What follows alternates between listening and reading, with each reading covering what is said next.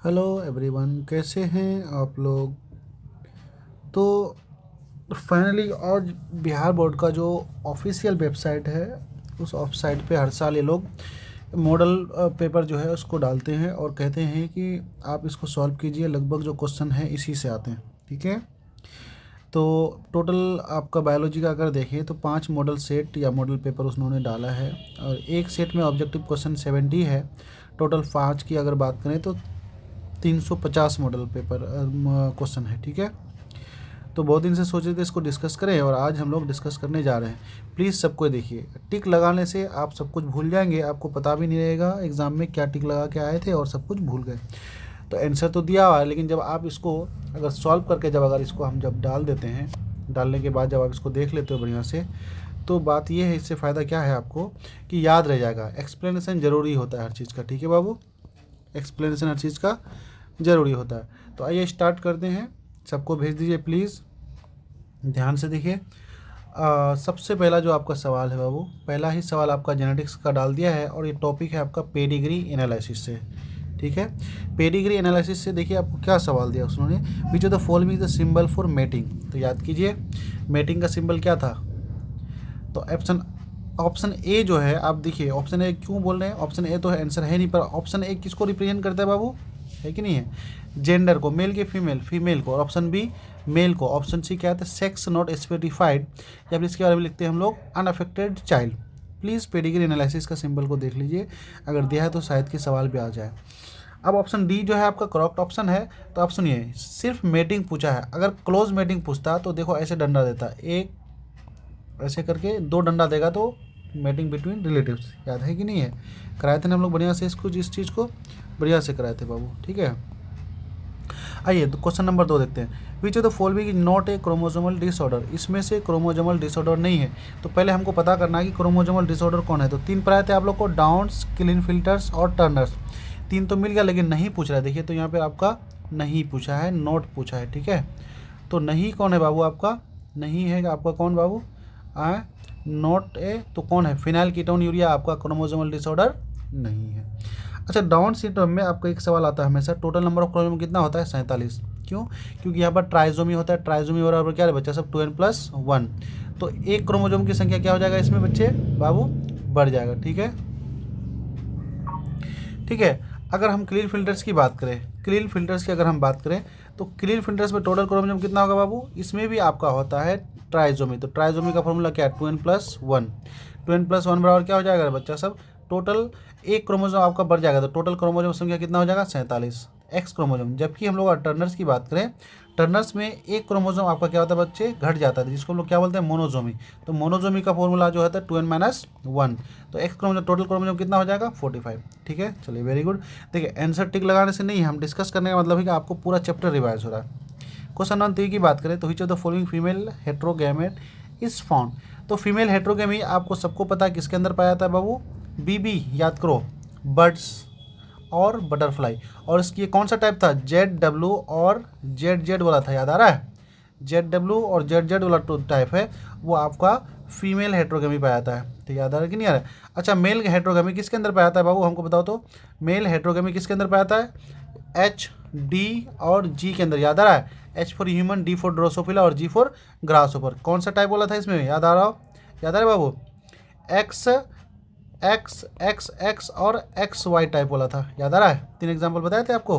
तो देखिए सब याद कीजिए, आपका डिस्कस नहीं हो रहा है, आपको चैप्टर रिवाइज करा रहे हैं हम, ठीक है। नहीं तो ऐसे टिक लगा के कोई भी जा सकता है, ठीक है। तो चलिए क्वेश्चन नंबर 4 में हम आगे आते हैं।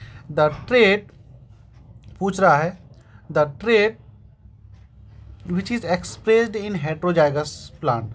तो सबको पता है हेट्रोजाइगस में हमेशा आपका कौन होता है वो डोमिनेंट ट्रेट आपका एक्सप्रेस होता है, ठीक है। आपका जो रेसेसिव ट्रेट है, रेसेसिव ट्रेट की अगर हम बात करें तो रेसेसिव हमेशा सिर्फ आपका किस में ट्रेट होगा, रेसेसिव हमेशा किस में होता है, होमोजाइगस में। तो जैसे कि होमोजाइगस क्या होगा, स्मॉल आर क्या हो जाएगा, स्मॉल डी है ना, होमोजाइगस रेसेसिव, ठीक है। आओ अब अगला जो सवाल है 5 नंबर का, बहुत बढ़िया से करना बाबू, ध्यान से सुनो, हमको VVI भी इसको कराया है। और 5 नंबर का जो सवाल है आपका ABO ब्लड ग्रुप सिस्टम है, और आपका जेनेटिक्स का सवाल है। ABO ब्लड ग्रुप टॉपिक आप सबको पता कौन सा है, मल्टीपल एलिज्म से पूछा है सवाल, मल्टीपल मल्टीपल एलिज्म से ये सवाल पूछा और सबको हम बढ़िया से ये वीवीआई करके रखें बाबू, मल्टीपल एलिज्म का सवाल। तो कहता है how many types of genotype are found in ABO blood group. तो कितना आंसर होगा आपका 6, याद आ रहा है जी। एबीओ ब्लड ग्रुप में जीनोटाइप टोटल 6 और फिनोटाइप कितना होता है बाबू 4, याद रखना। फिनोटाइप की बात करें तो 4 होता है, ठीक है। अगला सवाल हम बात करेंगे 6 number, which of the following scientist prepared recombination map. Recombination map किसने तैयार किया था बाबू, सटरबैंड ने। ये रट्टा वाला सवाल है, इसमें कोई भी कॉन्सेप्ट नहीं है। 7वां नंबर पूछता है which of the following which law of inheritance were pronounced on the base of monohybrid cross. Monohybrid cross के आधार पर कौन सा लॉ बनाया गया था, तो लॉ ऑफ एक आपका डोमिनेंस बनाया गया था, दूसरा लॉ ऑफ सेग्रीगेशन, ठीक है। तो ऑप्शन क्या हो जाएगा आपका, ऑप्शन सी चलेगा 1 and 2। Which pentose sugar is found in, this is very important question. Question number 8 की अगर बात करें, आरएनए के अंदर याद करो, आरएनए का फुल फॉर्म क्या है, राइबोज न्यूक्लिक एसिड। तो राइबोज शुगर क्या आएगा, और राइबोज शुगर क्या होता है, पेंटोज शुगर है कि नहीं है। तो पेंटोज शुगर पे आता है, पेंटोज शुगर क्या है, 5 कार्बन का शुगर। अगर उसमें एल्डिहाइड ग्रुप है तो राइबोज और कीटोन रहेगा तो क्या बोलेंगे, राइबोलोज बोलेंगे, पढ़ाए थे आप लोग को। जबकि डीएनए के अंदर, यहाँ आरएनए पूछा है वो याद करो, डीएनए के अंदर पूछेगा तो क्या हो जाएगा डीऑक्सी, और आरएनए के अंदर पूछेगा तो क्या हो जाएगा राइबोज, ठीक है। इतना होने के बाद 8वां नंबर सवाल डिस्कस कर लिए हम लोग। आ जाएंगे अब बाबू कहाँ पर, 9वां नंबर सवाल के बीच, ठीक है। 9वां नंबर सवाल के बीच, ठीक है बाबू। आओ अब देखते हैं हम लोग अगला सवाल। चलिए अगला सवाल हम लोग कितना 8 तक कर लिए, तो 9वां पे हम लोग आते हैं बाबू। 9वां नंबर देखिए यहाँ पे आपको तो दिख रहा होगा क्लियर, ठीक है। स्टार्ट कर दें। Due to which of the following reason there is approximately equal distance maintain between the polynucleotide strand of DNA. ये आपका double helical model of DNA दिया है, जिससे सवाल लिया गया, जिसको दिया था वाटसन एंड क्रिक ने। तो option in base two stand are pair through hydrogen bond forming base pair, यही इसका ऑप्शन चले जाएगा, सी चले जाएगा, ठीक है बाबू। ऑप्शन क्या चले जाएगा इसका, सी चले जाएगा, ठीक है। आइए ऑप्शन क्या जाएगा, सी जाएगा। 10वां नंबर इंपॉर्टेंट है, which of the following is not the reason for stability of DNA. DNA को स्टेबल करने के लिए इसमें से रीजन कौन सा नहीं है, ठीक है। पहला ऑप्शन दिया है both strand of DNA are complementary to each other, सही बात है। Repair is possible in DNA, सही बात है। In DNA every nucleotide residues has 2 hydroxyl group in the pentose sugar, गलत बात है। यहाँ पर ये ऑप्शन आपका गलत है। Every DNA nucleotide has residues has 2 hydroxyl group in the pentose sugar, 3 पे होता है। कितना, in DNA every nucleotide residue has 2 hydroxyl group, 3 end है, 2 इंड नहीं 3 इंड, ठीक है। और चौथा ऑप्शन है thymine is present in the place of uracil DNA. ये बात तीनों ए बी और डी ऑप्शन सही है, और सी ऑप्शन क्या है बाबू आपका गलत है, ठीक है। 11 नंबर पे अगर आए तो ध्यान से सुने। The process of evolution of different species in a given geographical area starting from a point and reading to the other geographical area is known as adaptive radiation. ये आपका जो सवाल है एवोल्यूशन से सवाल है, ये वेरी इंपॉर्टेंट है, ठीक है। एडेप्टिव रेडिएशन का ये आपसे डेफिनेशन ही पूछ लिया, ठीक है बच्चे। एडेप्टिव रेडिएशन का आपसे ये क्या पूछ लिया, सीधे डेफिनेशन पूछ लिया। फिर 12 नंबर का अगर हम आए तो सवाल पूछा है which of the following statement is false about the origin of life. जीवन की उत्पत्ति के कहानी में इसमें से कौन सा स्टेटमेंट आपसे क्या पूछ रहा है बाबू, फॉल्स पूछा, गलत, ठीक है। आपको गलत बताना है या मांगना है, ध्यान से सुनिए। आपको इवोल्यूशन से फिर से ये सवाल पूछ दिया है। पहला ऑप्शन क्या कर रहा है, according to Oparin and Haldane the first form of life would have come from pre existing non living organic molecules. सही बात तो है। ऑपरेन हेल्डेन का केमिकल थ्योरी ऑफ एवोल्यूशन क्या कहता है, ये तो है नॉन लिविंग से आया था, है कि नहीं। छोटे छोटे मॉलिक्यूल्स मिलकर क्या बना था, कंपाउंड, जैसे कि हाइड्रोजन और ऑक्सीजन मिलकर H2O बनाया, ठीक है। NH3 गैस बने, अमोनिया गैस बना। फिर बी ऑप्शन कहता है free oxygen was not present in atmosphere at the time of origin of life. ये बात भी सही है, पहला ऑप्शन भी सही है, बी ऑप्शन भी सही है। If it is suppose the earth was found 4.5 billion years ago, ये बात भी सही है। In his experiment Miller used oxygen, methane and hydrogen ammonia electronic discharge eight 800 temperature close flag. ये बात गलत है, सुनिए। मिलर और यूरे जो अपना एक्सपेरिमेंट किया था उसमें उसने ऑक्सीजन को नहीं लिया था जी। देखिए मीथेन तो लिया था, साथ में क्या लिया था, NH3 लिया था, और साथ में क्या लिया था, H2O लिया था, ठीक है। देखिए हम यहाँ बढ़िया से लिख रहे हैं, ध्यान से आप लोग देखिए। यूरे और मिलर का एक्सपेरिमेंट ने, उसने जो अपना एक्सपेरिमेंट के लिए जो मटेरियल लिया था, क्या लिया था, ध्यान से देखिए। एक क्या था, हाइड्रोजन लिया था, NH3 लिया था, और साथ में क्या था बाबू आपका हाइड्रोजन, NH3 और CH4 लिया था। और रेशियो क्या था, 1:2:1। याद रखना, ये रेशियो पूछता है नीट में, ठीक है। तो ऑप्शन क्या क्या गलत पूछ रहा है, क्या इसमें तो आपका ऑप्शन की वजह से ये ऑप्शन क्या हो गया, गलत। 13 नंबर पे आते हैं हम लोग। The DNA finger printing technique was initially develop by among the following. अरे डीएनए की प्रिंटिंग खोज किसने किया था, एलेक्स जाफरी ने, ठीक लगा लो इसको, हमेशा ये सवाल पूछा जाता है। डीएनए फिंगर प्रिंटिंग की खोज किसने किया था, एलेक्स जाफरी ने। अब 13 नंबर के बाद हम लोग अगला सवाल आएंगे 14 नंबर बाबू, कितना नंबर, 14 नंबर, ठीक है, ध्यान से देखिए 14 नंबर, 14 नंबर हम लोग देखेंगे बाबू, ठीक है। आइए, at which of the following site the repressor proteins bind to a lac protein. देखिए ये सवाल आपका जेनेटिक्स पार्ट 2 से है, जहाँ पर आपका लैक ऑपरेन कॉन्सेप्ट है। सोचो आपका लैक ऑपरेन में कितना जीन होता है जी, रॉप्स बताया था, repressor gene, operator gene, promoter gene और स्ट्रक्चरल जीन। तो आपको एक बात याद होना चाहिए, देखिए आप, ये क्या था आपका, देखिए हम बना रहे हैं, ये आपका क्या था जी, ये रिप्रेसर था, ये ऑपरेटर था, ये क्या था, प्रोमोटर था, और ये क्या था, स्ट्रक्चर। और स्ट्रक्चर भी आपका 3 टाइप्स का था, जेड, वाई और ए। तो देखिए कहता है कि विच of the following side the repressor protein bind, यहाँ से जो रिप्रेटर बाइंड निकलता है ना बाबू, किस पर जाके चिपकता है, ऑपरेटर पर जाके चिपक जाता है, ठीक है, याद रखना, ऑपरेटर जीन पर। अब यहाँ पर मान लो हमने लैक्टोज मिलाया, तो ये जो रिप्रेसर प्रोटीन आएगा किससे मिल जाएगा, लैक्टोज से मिल जाएगा, और ये आपका साइड फ्री हो जाएगा, और इस प्रकार आपका प्रोटीन का निर्माण हो जाएगा। तो देखिए आपको ये सवाल बहुत ज़्यादा इंपॉर्टेंट है। स्ट्रक्चरल जीन जो है, ये वाला जीन, ये 3 टाइप्स का होता है, जेड, वाई, ए, याद आ रहा है। जेड, वाई, ए जीन की हम लोग बात करें तो क्या क्या बनाता है जी, बहुत इंपॉर्टेंट है। देखिए अगर अलग से सिर्फ हम स्ट्रक्चर जीन की बात करें, देखिए जेनेटिक्स देख लो, जेनेटिक्स पढ़ा रहे हैं, जेड, वाई, ए। तो जेड जीन क्या हुआ, बी, पी, टी, याद आ रहा है, बी, पी और टी। जेड जीन क्या होता है, बीटा गैलेक्टोसाइडेज, ठीक है। वाई जीन क्या बना रहा है, परमिएबेज। और ए जीन क्या बना रहा है बाबू आपका, ट्रांस एसिटाइलेज। याद करो, आप जेनेटिक्स खोल के देखिए एक बार, ठीक है। सिर्फ रिवाइज नहीं करा रहे बाबू, आंसर तो आपको आता है, पर हम रिवाइज करा रहे हैं चैप्टर को। क्वेश्चन नंबर 15 की अगर हम बात करें तो अच्छा, इसका आंसर क्या हो जाएगा आपका, ऑपरेटर जीन। क्वेश्चन नंबर 15 की बात करें, विच होता है among the following confirm penicillin as a powerful effective antibiotic, ठीक है। ये ऑप्शन जो टिक लगा हुआ यहाँ पर गलत है, सुनो। कहता है कि एंटीबायोटिक खोज किसने किया था, अलेक्जेंडर फ्लेमिंग ने, ठीक है, ये बात तो सही है। लेकिन एंटीबायोटिक का पावरफुल इफेक्टिव किसने खोज किया था, अर्नेस्ट चैन और होवार्ड फ्लेरे ने किया था। आप नोट्स में देखिए जाके बाबू, आपका ये चैप्टर किस चैप्टर में है बाबू, याद कीजिए, माइक्रोब चैप्टर में। एंटीबायोटिक को वीवीआई करके रखे, वहीं पर है, ठीक है, कि एंटीबायोटिक का खोज किया था अलेक्जेंडर फ्लेमिंग ने, लेकिन एंटीबायोटिक का पावरफुल डिस्कवरी एक इफेक्टिव किसने किया था, अर्नेस्ट चैन और होवार्ड फ्लोरे ने, ठीक है। 16 नंबर का क्वेश्चन पे आइए, which of the following products is citric acid. A C, A for Aspergillus और C for citric acid. Citric acid आपका कहाँ से निकलता है, एस्परजिलस नाइगर से निकलता है। जबकि एसिटी बैक्टर एसिटी से क्या निकलता है बच्चा सब, एसिटिक एसिड। जबकि लैक्टियोबैक्टीरियस से क्या निकलता है, लैक्टिक एसिड। याद आ रहा है, ठीक है, याद आ गया, अच्छा ओके, वेरी गुड। हाँ याद आया तो कमेंट ठोक दीजिए, लाइक ठोक दीजिए, ठीक है। 17 नंबर पे आइए, अच्छा इसका क्या होगा, हाँ 17 नंबर पे कहता है which of the following statement is incorrect about streptokinase. Streptokinase के बारे में इसमें से क्या गलत पूछा है तुमसे, तो वो तो हमको ध्यान नहीं देंगे। देखो स्टेप्टोकाइनेज एक एंजाइम्स है, ठीक है, इट इज़ तुमसे क्या पूछ रहा है बाबू, इनकरेक्ट, गलत मांग रहा है, ठीक है। तो तुमको सिर्फ गलत ढूंढना है, सही ऑप्शन देखो।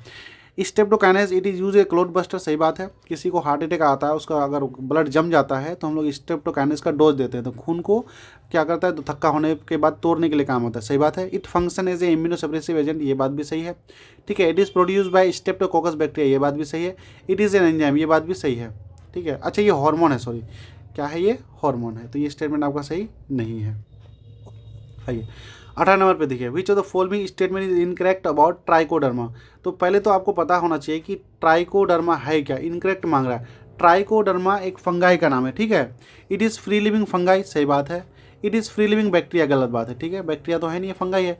सी ऑप्शन देखिए, it is effective biocontrol agent several plant, सही बात है। ट्राइकोडर्मा का जो इस्तेमाल करते हैं हम लोग प्लांट पैथोजन को कंट्रोल करने के लिए करते हैं, ठीक है, और ये रूट इकोसिस्टम में पाया जाता है, ठीक है। तो ऑप्शन क्या चले जाएगा बाबू आपका, गलत मांग रहा है तो ऑप्शन बी सही नहीं है। 19 नंबर पे आइए, which of the following fungi, ठीक है, terms mycorrhiza. Which of the following fungi terms mycorrhiza. Mycorrhiza क्या होता है बच्चा सब, fungi plus root of higher plant. तो यहाँ पर आपका जो फंगाई है, कौन सा फंगाई पाया जाता है माइकोराइजा में, आपका ग्लोमस फंगाई पाया जाता है, ठीक है।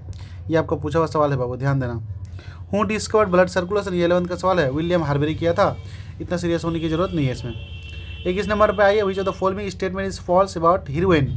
हीरोइन के बारे में क्या गलत है, इट इज़ डी प्रेजेंट, सही बात है। टेकन बाय स्नोटिंग और इंजेक्शन, सही बात है। It is obtain bye acetylation of morphine, acetylation नहीं, ध्यान दो ये गलत क्यों है। मॉर्फिन के डाई एसिटाइलेशन से हमको क्या मिलता है बाबू, हीरोइन मिलता है। तो डाई नहीं लिख के इसने सिर्फ एसिटाइलेशन लिख रहा है, देख रहे हो कितना इंपॉर्टेंट लाइन है, ठीक है बाबू। और it is also called Coke, ये बात भी सही है, ठीक है। आइए हम लोग चलते हैं बाबू क्वेश्चन नंबर 22 पे, the spreading of cells from malignant tumours through blood to distant site is called metastasis. कितना सिंपल है, जब किसी को जिसका ट्यूमर सेल एक जगह से दूसरी जगह मूव करता है तो उस मूवमेंट को हम लोग क्या बोले थे, मेटास्टेसिस नहीं बोले थे, याद आ रहा है। ट्यूमर से सवाल दिया है ये।